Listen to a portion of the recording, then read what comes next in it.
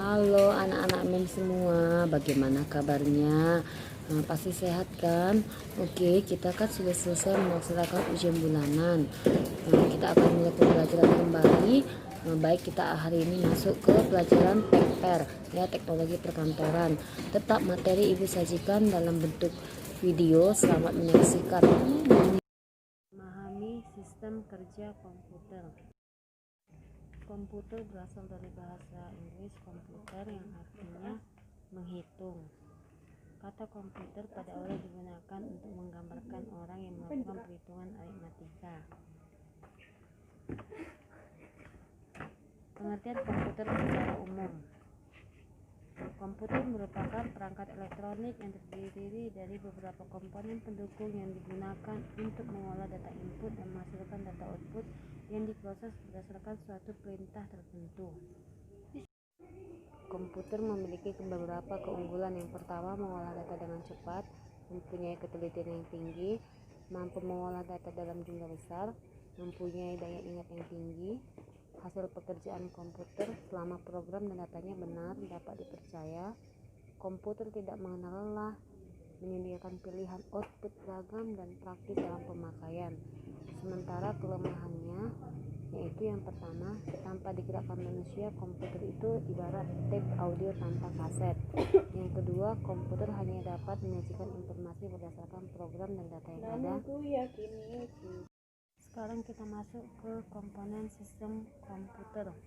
Hardware merupakan peralatan pada sistem komputer yang secara fisik dilihat dan dapat dijamah. Di hardware ini jugalah berbagai macam software dioperasikan.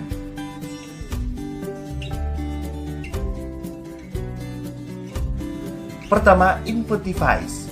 Kedua, process device. Ketiga, output device. Empat, storage merupakan jenis-jenis hardware. Pertama, input device. Input device ini digunakan untuk memasukkan dan menempatkan data dalam memori utama komputer. Yang kedua, memberikan perintah operasi yang akan dilakukan. Terus, apa saja perangkat yang termasuk dalam input device? Pertama adalah keyboard. Perangkat ini berguna untuk menginputkan data dengan mengetikkan tombol-tombol yang ada pada keyboard. Data yang diinputkan bisa berupa huruf, simbol, atau yang lain. Yang kedua adalah mouse. Perangkat ini berguna memindahkan pointer dan memilih jenis operasi yang akan dilakukan pada komputer. Pointer itu berupa tanda panah yang bergerak ketika mouse ini akan gerak. Yang ketiga adalah scanner. Perangkat ini membaca sebuah dokumen baik gambar maupun teks yang disimpan secara digital. Selanjutnya, process device. Di sini, data yang diinput diproses untuk mendapatkan output berupa informasi atau data dalam format yang diinginkan pengguna, contohnya CPU. Kemudian kita ke output device. Ini menampilkan hasil dari pemrosesan data sesuai input yang diberikan. Hasil pengolahan dapat berupa teks, gambar, atau suara. Nah, apa saja perangkat yang termasuk dalam output device? Yang pertama adalah monitor. Perangkat ini menampilkan hasil pemrosesan data dari process device. Ya, modelnya mirip-mirip dengan televisi. Yang kedua adalah printer. Perangkat ini digunakan untuk mencetak dalam wadah kertas sesuai data yang diproses. Hasil yang dicetak dalam bentuk dokumen, kartu, foto, dan lain-lain. Terus yang ketiga adalah speaker. Perangkat ini untuk menghasilkan suara sesuai dengan input yang diberikan pengguna. Nah, perangkat inilah lagu-lagu yang kalian putar pada komputer dapat terdengar. Penjelasan terakhir adalah storage. Media yang digunakan untuk menyimpan data yang diproses oleh komputer. Pertama, hard disk. Kedua, flash disk. Ketiga, RAM. yang terlibat dalam pengoperasian serta mengatur sistem komputer atau dapat juga disebut sebagai pengguna komputer. Terdapat dua jenis brainware. Yang pertama, lateral komputer, yaitu pengguna yang hanya punya pengetahuan dan pemahaman tentang cara menggunakan komputer serta bagaimana menggunakannya. Kedua, kompeten komputer, menguasai terminologi komputer, menguasai fungsi sistem komputer, memiliki keterampilan menggunakan komputer.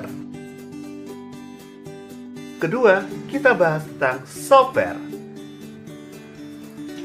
Software merupakan sarana interaksi antara pengguna dan perangkat keras.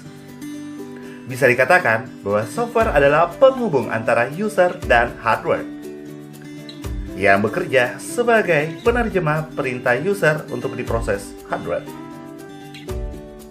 Software terbagi menjadi dua jenis, yaitu software sistem operasi dan software aplikasi. Pertama, software sistem operasi, yaitu merupakan sekumpulan program yang ditulis untuk melayani program-program lainnya, misalnya Windows, Macintosh, dan Linux. Kedua, software aplikasi, yaitu dijalankan pada sistem operasi yang merupakan program siap pakai pada bidang tertentu.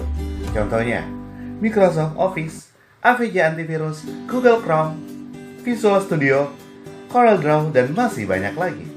Jenis software aplikasi seperti Business and Office Application, Antivirus and Utility Tools, Graphic Design, Development Tools, and Communication Application. Demikianlah video yang Ibu berikan yang berisikan materi kita hari ini. Ibu harapkan kalian bisa paham dengan apa yang Ibu jelaskan. Terima kasih.